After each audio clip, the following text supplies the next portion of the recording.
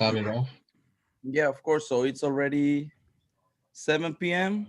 So hello everyone. Let's get into the Leadership Thursday event structure. So by today is 7 p.m. It will last to 8 p.m. So the agenda review and transition to speaker is 7 to 7:05. It's gonna last 5 minutes. The speaker presentation that is 7:05 to 7:25 is gonna last 20 minutes.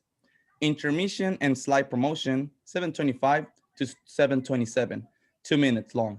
The Q&A sessions, the most interesting part is going to be 7:27 p.m. to 7:57 p.m. It's going to last 30 minutes.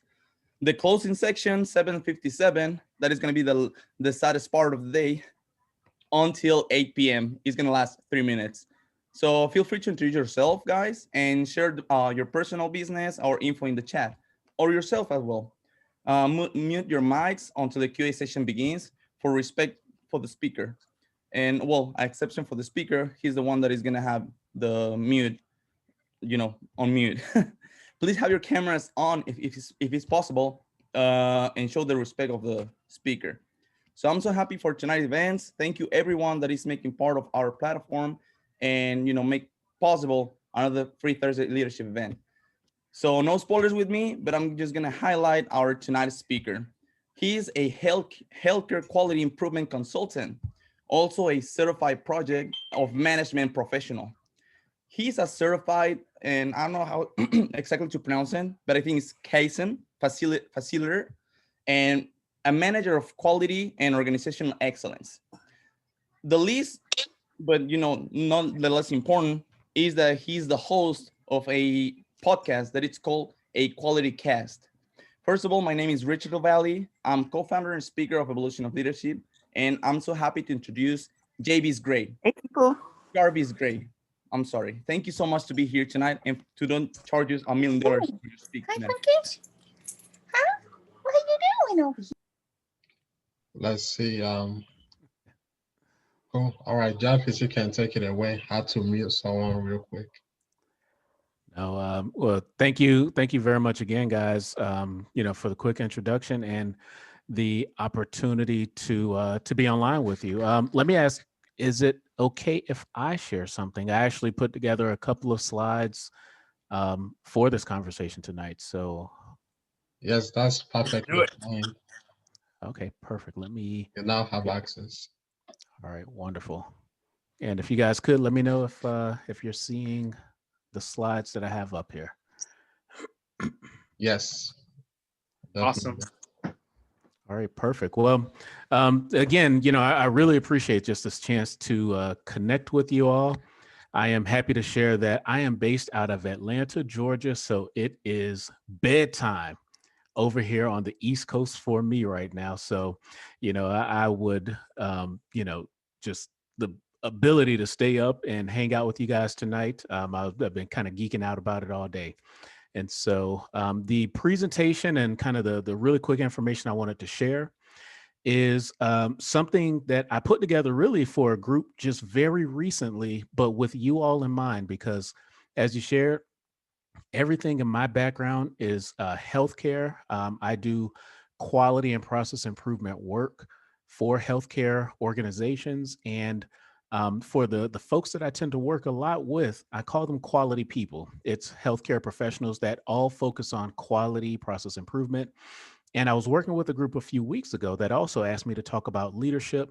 And the entire time I was like, I'm going to put this presentation together really for you all. So even though there's kind of a healthcare flair to this, the real background is that this can cover anyone, whether you guys are focused on healthcare or not. So, just to go ahead and get into it, my background in this was really kind of based off of the fact that we've all kind of had that not so great boss or team member that we like to work with. And while it's common for leaders to get promotions into management positions when they excel in non-management or non-leadership roles, the truth from my experience is that a lot of people that get promoted into organizations, even if they're just starting out or getting promotions to move up, a lot of them do not have the skills that they need to effectively manage their teams or manage through any quality or process improvement initiatives that also comes with the different promotions that they can get. And so, really, in other words, what we're talking about is that leaders from a lot of leaders I've had a chance to connect with through my career and through my business operations now still lack a lot of those must-have leadership skills that can turn them into great bosses and great team members. And so, what I really wanted to take an opportunity tonight was to talk about what I consider personally just those five essential leadership skills that you all will need if you want to grow to be just super successful, really strong leaders. Again, whether it's in a healthcare environment or if it's in any industry across the U.S.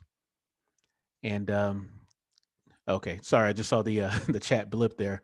I'm glad I saw the chat. So I will say my style is very laid back. So I know we're going to do some Q&A, but if you all have any thoughts or questions, even as I go through some of this, there's a couple of slides where I'm sure I'm going to even try to turn it around to you all and ask a question. But feel free again. I want to make sure you all get the max value from this entire conversation. Um, in covering these five skills that I do want to kind of talk through, I want to highlight from my point of view that there's nothing sexy about this. There's nothing flashy about this. My style, at the end of the day, tends to be very old school, back to basics. And so, as I share this information, I really hope that it aligns with the messages that you've gotten from all of your previous speakers. And I'm hoping that I'm really building on the foundation that they've built from the speakers ahead of me, or excuse me, the speakers before me. But, again, we're going to dive into these key skills around communication, adaptability, team building, strategic thinking, and delegation. So let me check on you guys. You guys ready to go? Can we jump into it? Yep, already. All right, Let's perfect. do it. Perfect. So jumping right in, without clear, proper, concise communication, from my experience, again, you cannot hope to become an effective leader. And that's just like point blank, period. Do not pass go. Communication at the end of the day is going to be your best tool for explaining your ideas, setting expectations, and at the end of the day, building your ideal team. So I want to dig in more around why strong communication skills are essential for leaders, and then share with you all, just a few tips. I want to try to make this super actionable. So give you some tips that can help you become a better leader overall, or a better communicator through leadership, a better leader through communication. Um, Interpersonal skills is really where I want to start. And this is the start of what it takes to build relationships. And that's, when we're talking about being a healthcare professional or being a industry professional, building relationships is going to be essential, again, for your long-term success. If you start to listen to what people complain about in the work environment, whether it's their boss or their team, one of the top issues that I found in my work is that there's just a significant lack of direct, clear channel of communications with those different team members or bosses they're working with. And of course, this communication process is going to go both ways. So for you all, as you're looking at those leadership opportunities, it will be your responsibility to set the tone for the interactions within your organization or within your team. So effective communication really starts to look like this. It minimizes misunderstandings and confusion. It will ensure that your team members know what you expect. It encourages communications among all your team members, and it will increase the chances that you all are going to reach your goals. So, anytime you touch base with your team or a customer, just right out the gate, you're using communication skills. If it's by phone, by, the meetings you all are setting up, your chats and text messages, your emails, it all reflects your ability to communicate and ultimately keep a pulse on how your business or projects may be going. So, what makes an effective communicator then, right? Hallmarks for good communication are all based around clarity, detail, and honesty. So, clarity means that you have to be able to articulate what you want in a way that your team or the people you're talking with can truly understand what you mean. You're not communicating effectively if that listener or that team member can't understand what you need or what you expect. Detail is what we pull together to make sure that you are specific about what you want, what you expect, and what you need. And again, if you delegate a task and a team member still has questions about what to do or how to do that job, your communication skills ultimately have fallen short. Honesty, the last point here, it means that you must be truthful when communicating with your team. And that doesn't mean, that you need to tell them everything that you're thinking all the time, but it does mean that you cannot mislead them or deliberately omit information that might help them achieve any of the goals that you're laying out for them. So again, three key takeaways about effective communication. And last kind of slide here, and then I'd love to again just check in with you all and maybe see if there's any initial thoughts, questions, or reflections um, to share some tips again around what communicating effectively starts to look like. Well, if you are communicating through writing, it's keeping your sentences and your paragraphs short and concise. I always have to promote this when I'm coaching up other leaders that I work with, but think about what you say before you say it. And again, I noted this at the beginning of this conversation, but back to basics, not sexy, not flashy, but you'd be surprised thinking about what you say before you say it. It's one of those things that we have to constantly center ourselves around in the form of communications. um, Keeping in mind what your audience knows and who your audience is, not using jargon unless you know absolutely sure that they'll understand it. Paying attention to how your listeners react to what you say, being available to answer their questions, and absolutely being patient while you do it. These are all tips that I know for sure will help you become an effective communicator and ultimately enhance your ability to lead. So, what that's the first part of this short presentation, just to again center us on some of these basics. But when I designed this was kind of a group conversation, a group coaching thing that I was leading at the time. But again, I wanted to do this with, Emmanuel and team, the audience here in mind. So let me pause quickly and just see any initial thoughts or reflections, all centered around leadership and the ability to communicate effectively. Cool. Awesome. How's it going, Jarvis? My name is Yes. Angel. Yes. And I have a question actually. Because when I was learning about communication, I typically learned a lot about active listening and Mhm. the importance of listening. And that sort of communication. Um, However, I'm not sure if you've also heard of something where, so like let's say you are communicating something to someone, right? And I like that you said be open for question and answer. But just a really quick advice too is also as a leader, it's good to ask the other person, is there anything that you need me to clarify, and then you ask them to repeat what you told them back to you so that you can make sure that everything's clear. Yeah, no, absolutely. Those are all exceptional skills, and listening in itself, it's its own superpower. Yeah.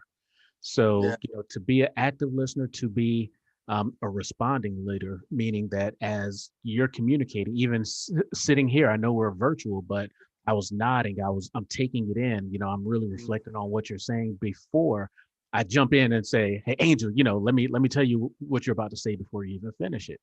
Those are absolute essentials. It's part of that communication process because when we communicate, it's me communicating to you all listening and giving signaling back to me that you're following, that you understand, and so forth.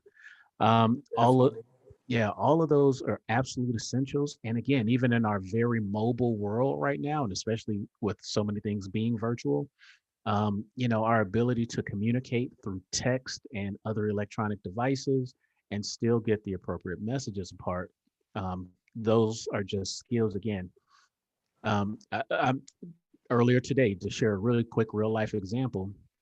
I'm working with some senior leaders at a hospital, and we are emailing back and forth. And after about the second email, I picked up the phone because there's nothing that, from a leadership point of view, nothing's ever going to beat that one-to-one connection from talking, from, when things normalize again, the ability to connect face to face and to really establish the relationship, to establish your communication. And again, for you all, as you're growing and, moving into your professional work environments, you're really establishing your influence. That is the core of so many things based around leadership. So, Wow.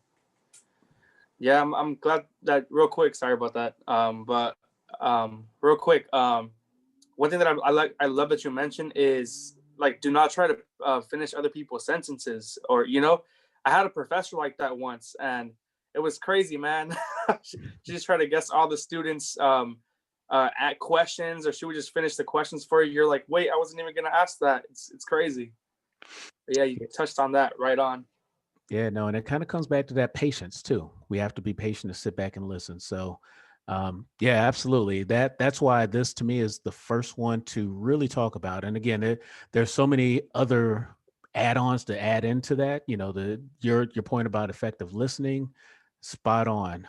But yeah, communication is the heart of that leadership focus from my entire experience. So, Angel, thank you very much for engaging with me on that. But this is where I wanted to start. And again, I keep me honest with time because I will go off on tangents. I'll go off script, and I'll have you guys hanging out with me until later past the agenda here. But let me jump into my next set of skills again for super effective leadership.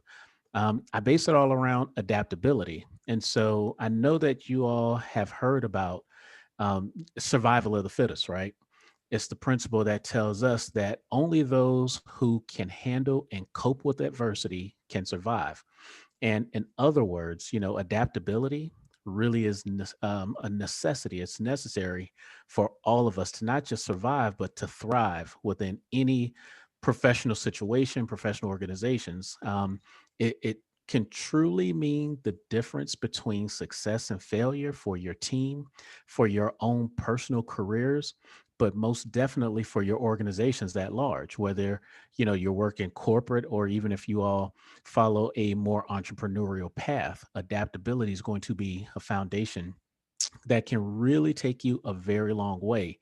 So again, just going to jump into a couple of quick bullets, digging in around adaptability a little bit more, but then hopefully share some tips that I really hope some of these tips, they're practical, but hopefully they're very applicable to, for easy use moving past this conversation tonight. But as healthcare professionals and healthcare leaders, that's the world that I'm in primarily. But again, I know this will apply to so many different industries. I've learned that things seldom go the way that we want. Even my own personal process, I wake up with my checklist and things, the things that I want to do on a daily basis, and then I walk out the door and everything is, up for grabs. But, there are just so many variables that we try to manage on a daily basis that is always going to be the case. And so what we have to get used to is that opportunities pop up and different, hazards and tripwires come up that can totally derail our careers, our personal lives, and kind of make it feel like it's, out of control or in a state of chaos. There have just been so many times, again, for me personally, where I've had to climb uphill, kind of deal with a different mix of different adversities. And I only imagine, everybody can relate to that mindset. What I've learned again is that the end of the day, the real kind of bottom line focus is that we're going to face adversity.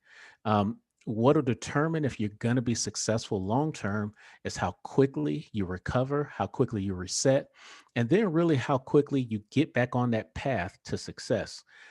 If you have a setback, do you keep going? Do you get up? Do you lay down? that's the mindset of what we have to go through as leaders. We have to even find that passion to kind of figure out if we want to get back up one more time, right? So, again, from a perspective of growing to become a great leader, this is where you have to develop this level of resilience, this kind of go with the flow and figure it out type of a mindset. You got to understand that success is not going to happen overnight. Adaptability is truly going to help you get through a lot of different failures, a lot of different outcomes that you may not have planned on, but yet we have to adapt and continue to move forward. Some people that I've crossed paths with just have this super high level of adaptability naturally. If that's you all, then I know for sure you're going to be in good shape. So I guess otherwise, I'm talking to the folks who may not have that natural skill set for adaptability. If you find that you can be easily discouraged or daunted or anything by setbacks, is there a way for you to increase your own personal adaptability? I would absolutely say yes. It takes time to develop that mindset, to develop that skills, but this is kind of where I'm going next. And the tips that I want to share in terms of very, very practical ways to increase that personal level of adaptability is first, when you are out there working on different game plans, always make sure that you build in contingency plans. You should always kind of have a plan B somewhere in your back pocket ready to go. And it's not necessarily saying that you're planning for failure, but instead it's just showing that if you encounter any kind of a setbacks, you just have that backup plan. It requires you to think about next moves ahead of time. The second mindset is really just practicing personal resiliency. And so, again, if you're like most people, you're going to experience some setbacks. When one happens, what I want you to do is try to pay attention to how you react and how you think about how you can switch things up mentally to just find that mental message, that mantra, that focus that will push you into a positive mindset to get back up. So that's the mindset for resilience. Next, and this is something that I personally love doing, come up with a daily affirmation that can remind yourself that you can deal with the day to day disappointments, the day to day setbacks that may pop up from time to time. You might try something like saying, even if things don't go my way, I'm going to keep going anyway, and just kind of repeat that type of a mantra over and over, that affirmation. For me, I love music. And so right now, there's a rap song by Big Sean called Stick with the Plan, or Stick to the Plan, right? And so when I kind of get into my little ruts when I'm trying to push forward, I just sing that song in my head, Stick to the Plan. It centers me. So finding some kind of a daily affirmation that allows you to, again, get the right mindset again. That's what we're talking about there. Next up, when something does go wrong, and it eventually will, don't react immediately. Just simply taking a second to take a few breaths to get yourself realigned with whatever's going on around you. A lot of times, I find that we get wrapped up in disappointment because we're trying so hard to overcome it. It's okay to feel disappointed, but ultimately we just don't want it to, we don't want to let it, get the best of us. So those are just some thoughts around adaptability. And again, just before I kind of move on to the next topic, any thoughts or reflections, or, any takeaways so far?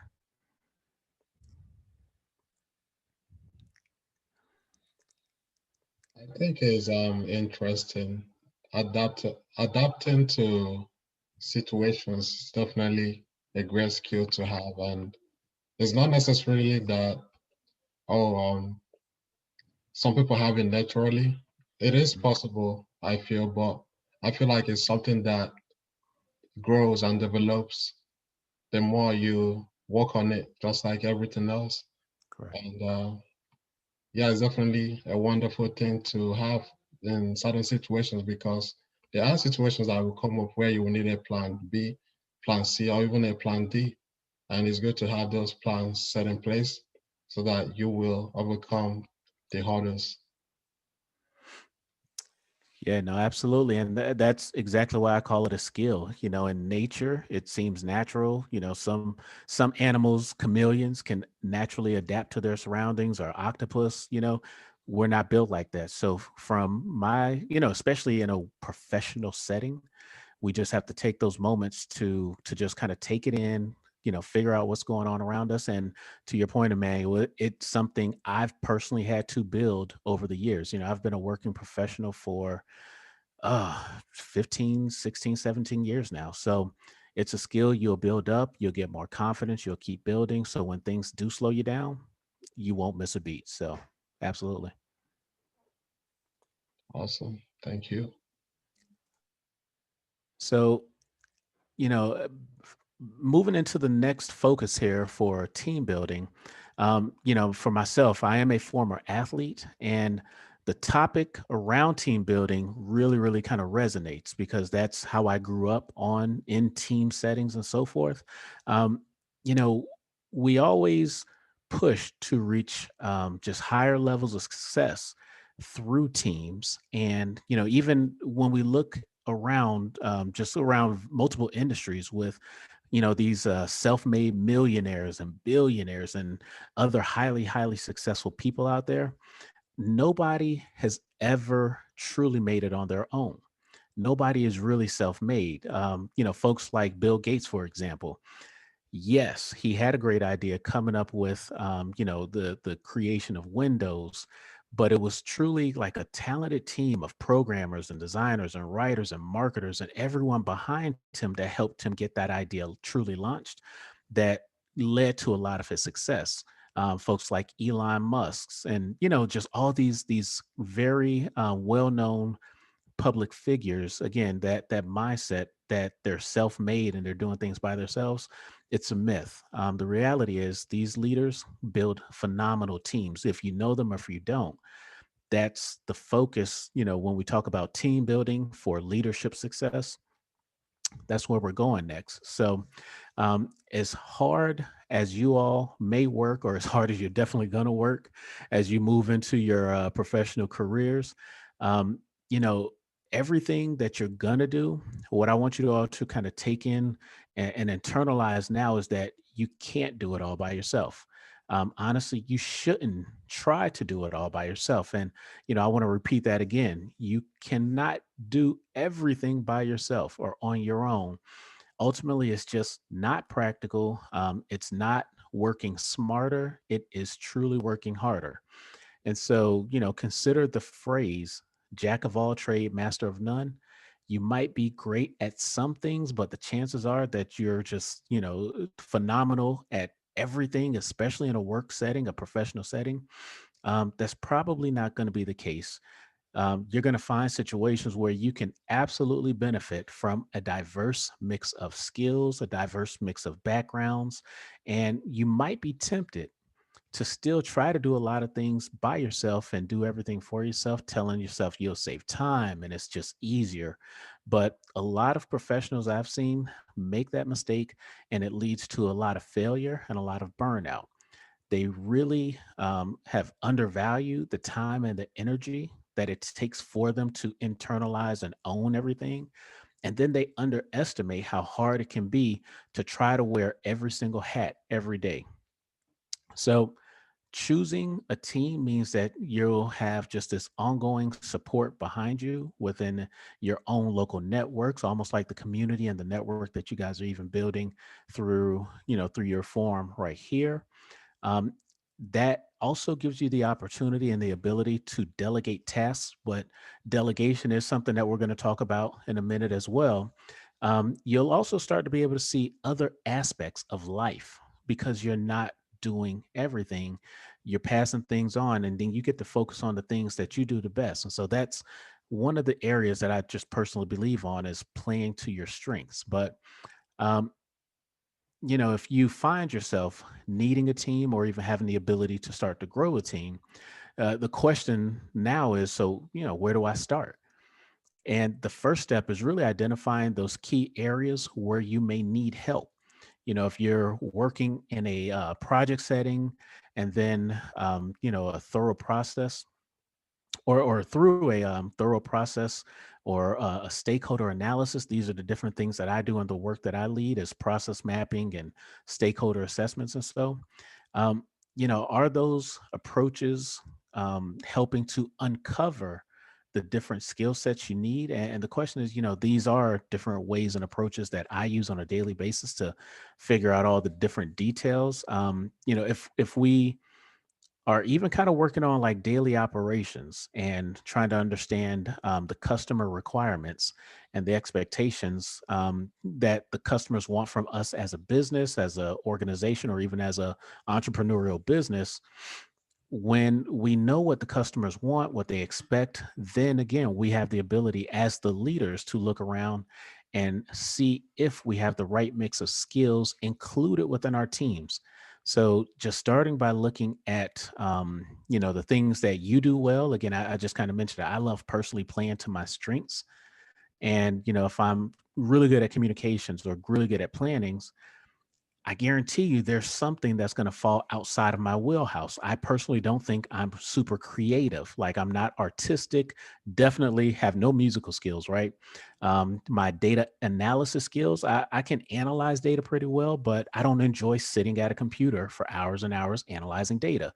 So these are the things that I start to consider, as either a weakness or just a part of the job or the work that I don't enjoy. And that's where I'm going to start when I'm looking for team members that can complement either my weaknesses or the pieces of the work that I don't want to do. And so that's kind of the mindset from a team building standpoint, finding the people that can balance that, the people who truly enjoy the things that you all don't. That's probably where you will want to start. And so the next point here, just to share some tips really quickly. Or hold on, sorry, make sure I didn't skip a slide here.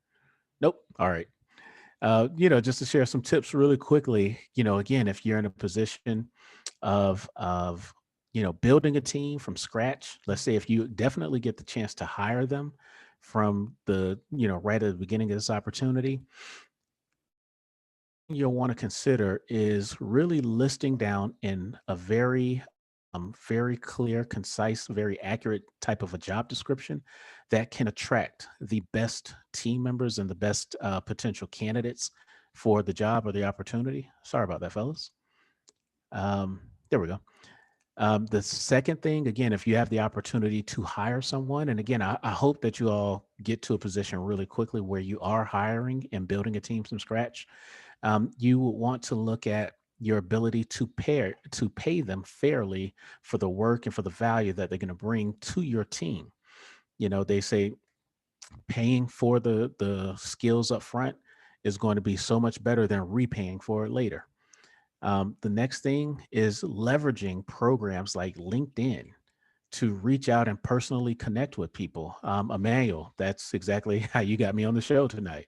So leveraging platforms like a LinkedIn to connect with people, to learn more about people, and to find folks that, again, will complement the work that you're leading and the work that you want to achieve, the goals that you want to achieve. And then the last part is, again, if you have the chance to hire somebody, bring somebody in, consider using behavioral interview type questions every chance you get. It's a well proven strategy for interviewing and kind of getting to the heart of the real person that you're interviewing. Um, to also really quickly kind of flip the script. But if you all are not great interviewers, then that's another skill that I would advise you all to get coached up on. So it's one thing to look for the right team members and to ultimately interview them, but I just want to impart that on you all too. You're going to need great interviewing skills to be able to find a great team member.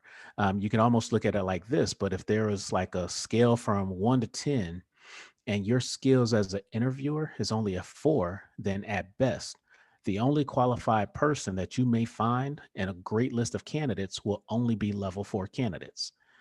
So that's the takeaway that I want you all to have. I hope that resonates and makes sense. But any questions before I kind of move into my next topic? Yeah, I do. About like I mean, interviews. All right. What is like exactly? How does it work exactly? I'm sorry, I said ask that again for me, please? The last one that says behavioral interviews. Mhm. Behavior interviews, those are the questions like, tell me about a time when you had a conflict with a team member. How did you handle it, or how did you address it? Something of that nature. And so what it forces a candidate to do is to sit, kind of quickly reflect on a moment where they may have had a conflict or a success or whatever the case may be, and very thoroughly walk through how they addressed that situation, how they hopefully solved that situation or turned it around into a positive, and then how they, maybe even reflect on what they learned from it, or how they apply some of those skills that they've adapted on a more routine basis. But behavioral interviews are those types of questions. Take me to a moment in your career when you failed at a project. How did you handle it? And, what did you learn from it? Something along those lines. Yeah, Jarvis, I don't have a question, but I do have a comment. Like, I felt like you hit the, how would you call it, the nail right in the head when you talked about no one is self-made. Because I actually really hate that word when people use it, like, and they're like, oh, I'm self-made, or this person is a self-made millionaire. Because you needed people for that. They recruited people, people help them do that. Like, even people who are buying your products, they're even helping you that way. So someone telling themselves that they're self-made, they're definitely lying to not only people, but they're also lying to themselves. Yeah, absolutely. Yeah, I think it's a bad result of a lot of pop culture nowadays also. Some of our music that we listen to, people sing about being self-made, or again, the superstars on TV, and definitely athletes. I'm self-made. I'm the man. I'm the best athlete in the world. No, there was a lot of people behind everyone. I have yet to see a situation in which it wasn't a team of some level supporting someone's success, and we want that, right? I know as I'm getting my business up and running more and more now, I'm looking for opportunities where I can contribute. Like, I want to stimulate the economy, try to give people jobs. And so that's hiring, building teams, and building, the future leaders that I think will make healthcare better. So no, that's a great call out. And I'm like you, I just hate that that's a mindset that is, still out there somehow. Definitely. All right, guys. I hope I'm making well on time. I have two more skills to kind of talk about really quickly, but uh, like I said, I'm good for the evening, but I know you guys are still early evening on the West Coast. So next, I want to jump into a conversation, really quick conversation around strategic thinking. And again, let me kind of say it now that this is very much a quintessential game changer for all of your careers if you can master this leadership focus. And to break it down in the simplest mindset, strategy is just another long, fancy way to say planning, right? So when we talk about strategy, it's just long-term planning, all sounding all smooth and, and impressive. But, if you start with a goal in mind and really start to map out all the different steps that it takes to achieve it, if you want to work, if you want your overall strategy to work, really what I found is, setting it up in a way that is very logical and very practical, very detailed. Each step within your strategy or your strategic thinking process should build onto the next step. You know, uh, with without strategy, what I've seen across whether it's organizational strategy or if it's personal strategy for how I'm going to achieve my own personal goals, without that strategy, without a daily plan for progress, for success, achieving any kind of a goal is going to be very, very difficult. And I'd make the argument it's going to be virtually impossible to really achieve your biggest goals, again, whether it's personal, professional, project-based goals. You might have the goal to be the next executive or CEO within a organization, but if you're at your strategy includes ongoing professional development, certifications, grad programs, etc. The thing about strategy, again, if you don't have it, it's going to make your success process so much harder. I also want you all to consider this, but when you all develop your own strategy, again, if it's a professional or personal strategy for success, it's not even always about you. When you develop a strategy and put a strategy in place, it's also an opportunity to tell others around you what your goals are and give them the opportunity to support you in achieving those goals. And if your goals and your strategy aligns with some of the things they're doing, again, that becomes an easier way to build a community, build a team, build that group of supporters that'll get you through it. So um, again, what I've learned in my experience is that you find people who are just natural strategic thinkers. I like to consider myself a natural strategic thinker. I'm an engineer by background. So thinking logically and kind of building steps on top of steps, it's something I really, really enjoy. I always compare it to like people who are really good at chess are probably really good at strategy. I am horrible at chess, yet I still think I'm a pretty decent strategic thinker.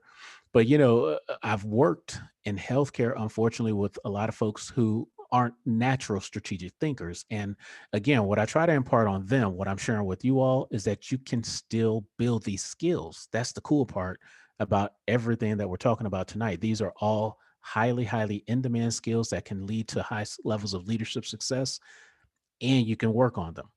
And so a tip around, the first thing to do to consider around being a strategic thinker is, before you start to make decisions, is really just sit back, take a second, reflect, and think about all of the possible outcomes that you can start to think through.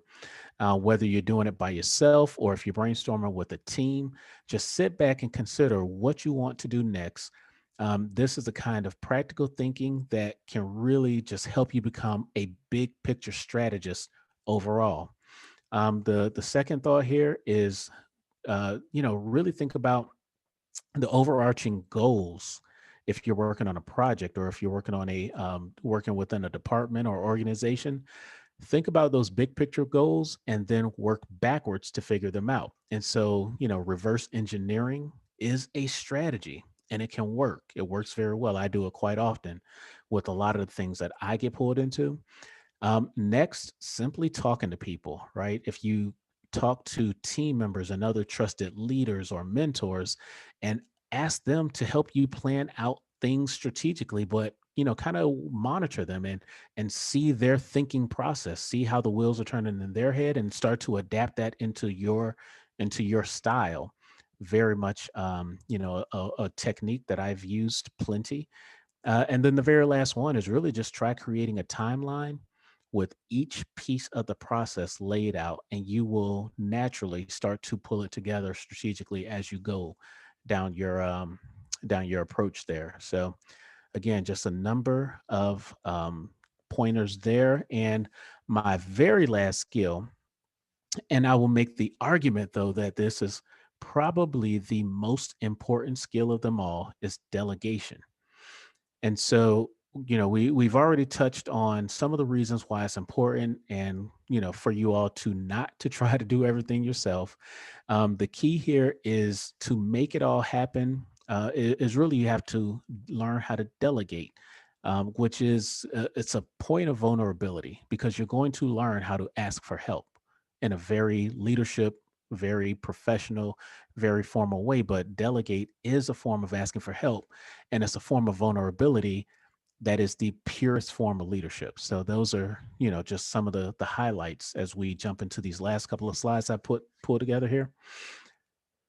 Guys, if you all want to be a great leader, you got to know how to delegate, and it's just as important. You have to know who to delegate to.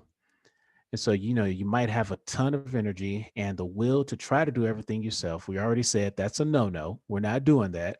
Not an effective strategy at all. But not only will you be shouldering the responsibility for any of those tasks that you're not, willing to delegate, you're going to run the risk of burnout. We all need that downtime, and we all do our best when we're focused. So that's, again, one of the reasons to really push towards delegation as a natural part of your leadership skills. That delegation will allow you to focus your time and your energy on the things that you do best and the things that only you can do, and move everything else off to the side. And it will provide you with a new burst of energy overall, because you're not getting burnt out on the things that feel like they pull you down. So the trick behind great delegation is kind of knowing two things. First is knowing which tasks and which jobs can be delegated, again, whether it's part of an organization, part of a project. Then the second part of that is who should handle those tasks. So let's take each of these things in turn, and starting with knowing which task to delegate. I would always promote that you can delegate the things that your team members excel at, the things they love doing, the things that they have fun doing.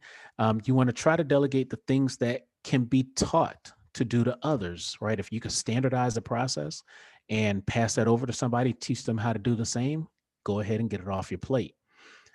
If there are things that don't require your personal input, your personal sign off, those would be things you'll also want to consider delegating. It might be useful to start identifying these things that only you can do. And then they can be, whether if it's a mix of strategic decisions, purchasing decisions, and so forth. But, whatever that is, go ahead and make a list of all the things that you're working on within your teams or your organizations, and figure out what that list is. And on that list, what has to be you and what can be delegated. That's, again, very, very practical approach to getting there. Once you have that list, think about who the best people on your team are. And, some of the questions you can start to ask mentally, and kind of cipher that out a little bit. Which team members already have the skills to do the task?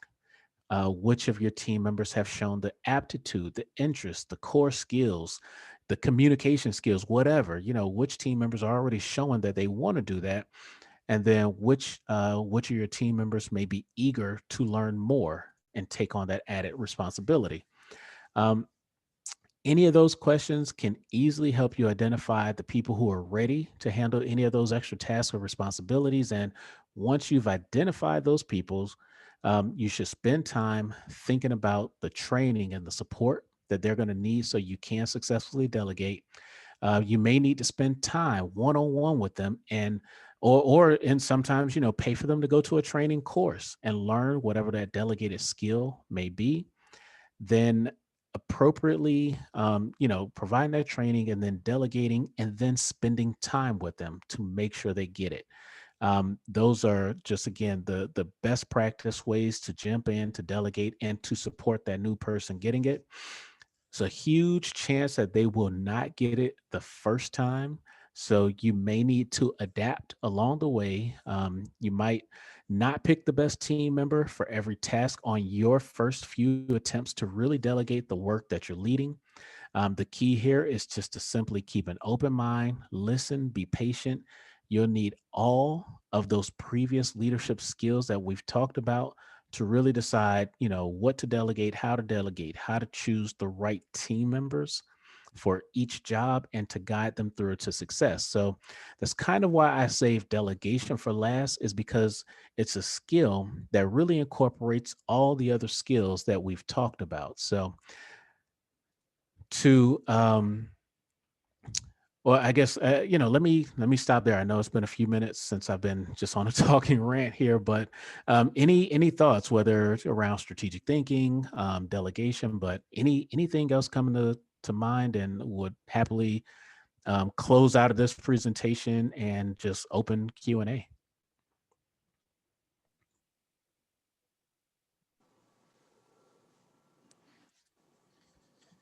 I'm thinking right now. Nah, take your time. Hmm. I guess. What are some common mistakes you've noticed in people delegating? Like in the let's say they were delegating, but what were they doing that they could have done better if they had implemented it? Yeah, I'd say easily two things that, again, were kind of encompassed in the message within this presentation.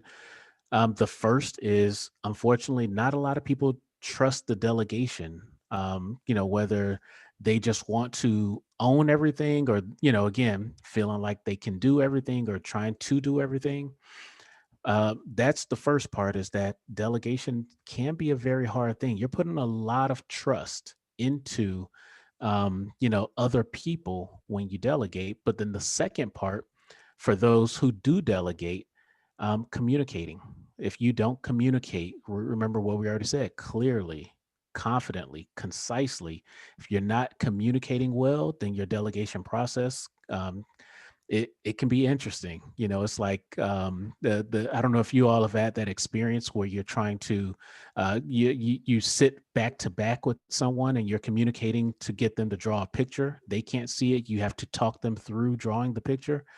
And hopefully, if you do it all well, the picture will look like exactly what you've communicated.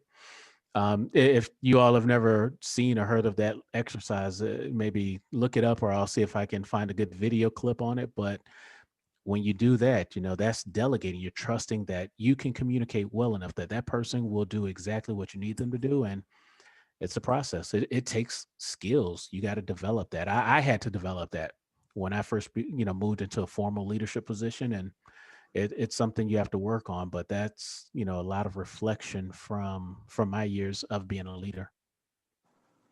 Wow.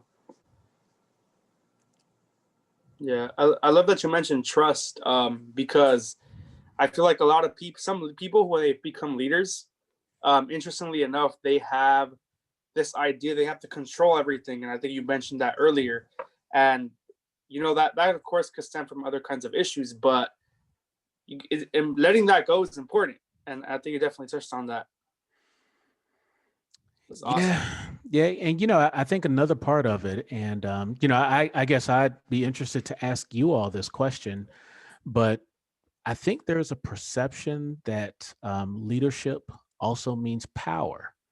And, depending on your school of thought, it may mean power and it may not mean power. And understanding that leadership happens at every level. So that's one, takeaway. I do have like a final, maybe wrap up slide.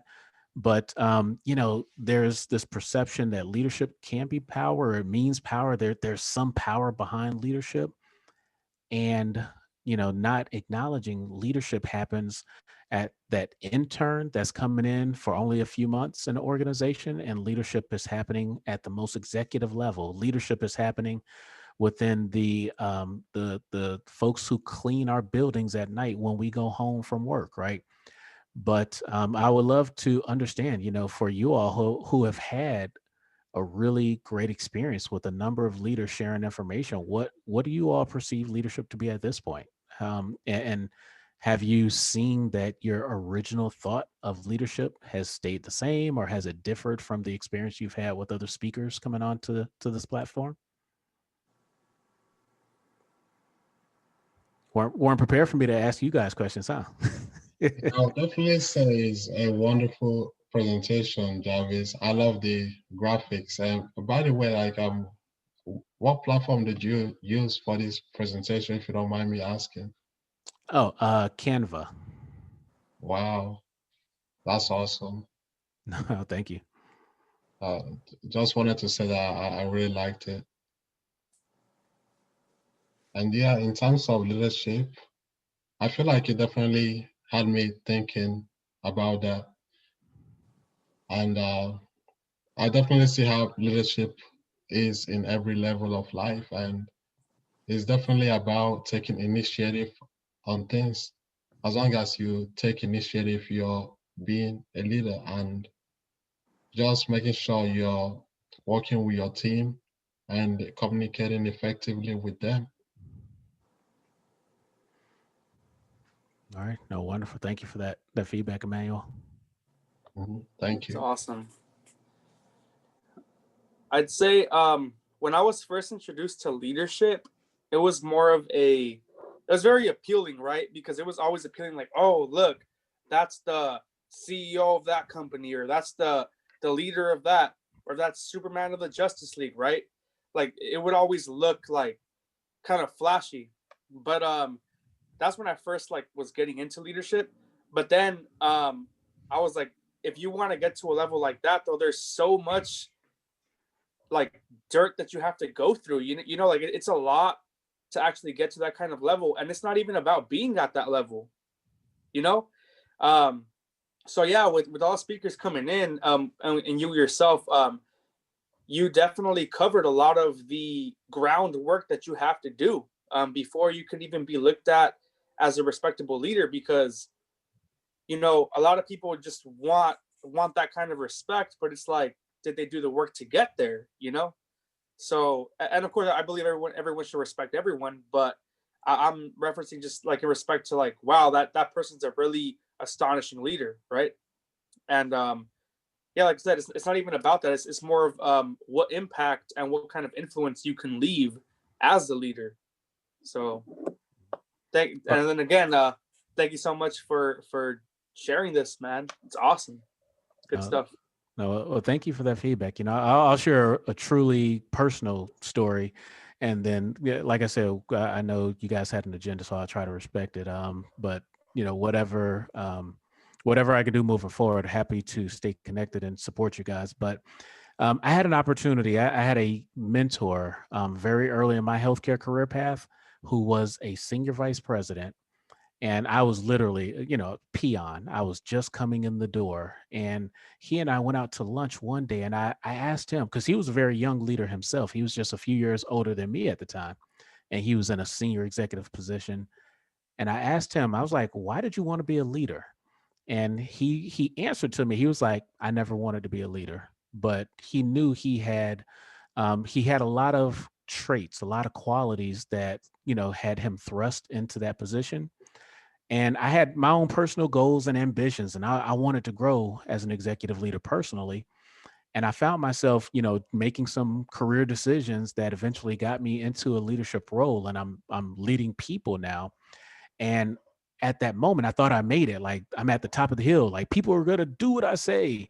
And I tell everybody to this day, I think I was the worst leader that I could have been, because I think I did it for the wrong reason. And so, for that very first leadership position opportunity that I had, I actually quit that role because I didn't think I was a good leader. And I essentially, I found myself kind of going back to a couple of levels and working my way up again into another leadership position, with the attitude almost very similar to my mentor, that I didn't want to be a leader now, but I still had leadership qualities that the folks that I work with thought, I earned the right to lead. But it was like, I don't want to, but I will take this responsibility. And all that is to share that what I've learned now about leadership, it's scary. People are literally looking to you for the answers, for the vision, for the direction. You can't joke the same. When you're a peer amongst peers and you tell a joke, it means something. But when you're a leader and you tell a joke, it means something totally different now. You can't talk the same, so you have a unique level of awareness. And that's essentially what I've learned. And now that I'm a parent, I have two young kids. Leadership means something totally different now, because I am a leader of my household in a totally different way than when it was just my wife and I. So, all that's to say, leadership, at the end of the day, it's scary, it's stressful. And I think if you have that desire to learn how to lead, you're doing something better than what I did at such a young age. So again, I'm so impressed by what you all are starting to build here. But the other part is, when you are finally tapped, just go into it not with this, I'm going to be a best leader. It's just, now I'm like, yo, I show up to learn, to be inspired, and to provide the support and value that I can provide.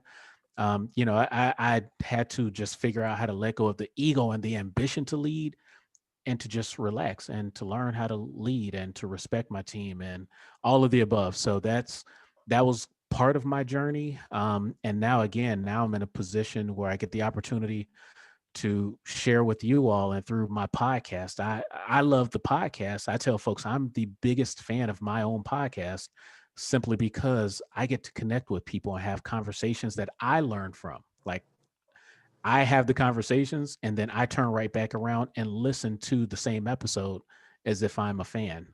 So, now I think just being a lot more humble in my approach has really just, changed my focus. But lessons from, a leader in the making, I guess. I love it. Thank you so much, Jarvis. Thank you for sharing your story. We really do appreciate that. Not too many people are willing to share their personal story. And thank you for the wonderful presentation.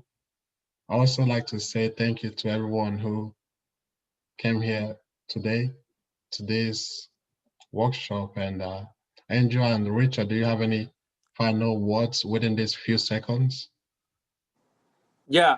Again, thank you so much, Jarvis, for hopping on with us, and of course, thanks to everybody else who hopped on as well. I did want to say, Emmanuel did send Jarvis's website on the chat, so if anybody wants to go ahead and check that out, please go ahead and do so. Also, is the podcast in the website? Yes. Okay, got it. All right, there you guys go. So let's definitely check out some of his podcasts. That'll be awesome to check it out. Yeah, and if it's okay, I'd say here's a few things on LinkedIn. If you guys are LinkedIn fanatics, feel free to connect. And again, Angel, Emmanuel, you guys, Richard, whatever I can do to brag about you guys or to show support. Again, I'm inspired by what you guys are doing, and I really appreciate the chance to connect tonight. So thank you. Thank you so much. Thank you. Hopefully one day we may come out in your podcast. Who knows? Yep. All right. No, I look forward to it. Awesome. All right, everybody, let's have a great night. Let's keep the energy up, and I hope everybody gets some great rest tonight. And once again, thank you, Jarvis. You didn't have to hop in today. Remember, everybody, he's in the East Coast right now, so it's later. So that's much respect to you, and thank you so much. You didn't have to do that for us. No, well, my normal routine is I usually get up at about 4:30 and go for a morning run. So I'm pretty sure I'm going to sleep in tonight. So. Oh man. All right. Well, thank you so much. Yeah, definitely sacrifice that. No, it's all right. It's Friday. I'll be all right. All right. But guys, no, thank you very much. I hope you all have a really great night. Good night, everyone. All right.